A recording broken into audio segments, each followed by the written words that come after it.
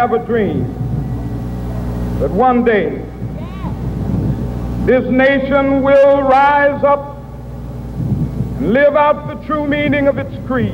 American civil rights leader Martin Luther King Jr. helped to change the course of U.S. history. Now a memorial in the National Mall in Washington will honor him for his contributions to his country.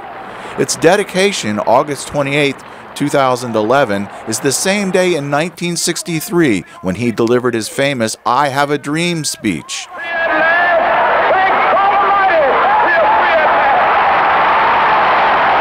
Harry Johnson is president of the Martin Luther King Memorial Foundation. I think we're overjoyed here at the Memorial Foundation, knowing, understanding, and believing that this is going to come to fruition and that we're soon going to have a Martin Luther King Memorial here on our nation's mall.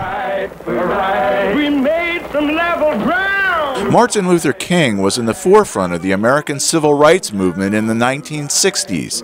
He led marches and protests throughout the segregated South, preached nonviolence in the face of violence, and went to jail several times for his actions. King's efforts helped to lead to the Civil Rights Act of 1964. The law forbids discrimination based on sex, race, religion, or national origin. An assassin shot and killed King in Memphis, Tennessee on April 4, 1968. And then you see that we have a crescent-shaped wall, 700 feet long. The memorial will occupy a 1.5-hectare site not far from the Washington Monument and memorials to Jefferson and Lincoln. We have a small water feature on each side of the Mountain of Despair. The focal point of the memorial is a 1,600 metric ton granite structure called the Mountains of Despair, a theme from Reverend King's famous "I Have a Dream" speech. A 10-meter high sculpture of King is carved from the centerpiece. This model was more of what's going to be there. You see he has a scroll of paper here. The granite sculpture is the work of Chinese sculptor Lei Yi-shin. Museum President Harry Johnson explains why a Chinese sculptor was picked to create the statue. You can see the buttons on his coat. We chose him because we really believe that Dr. King's message was true, that you should not judge a person by the color of his skin, but by the content of his character.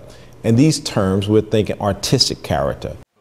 Johnson says the King Memorial will be a powerful statement about diversity in the United States, a tribute to how far the country has progressed in the era of civil rights since its founding.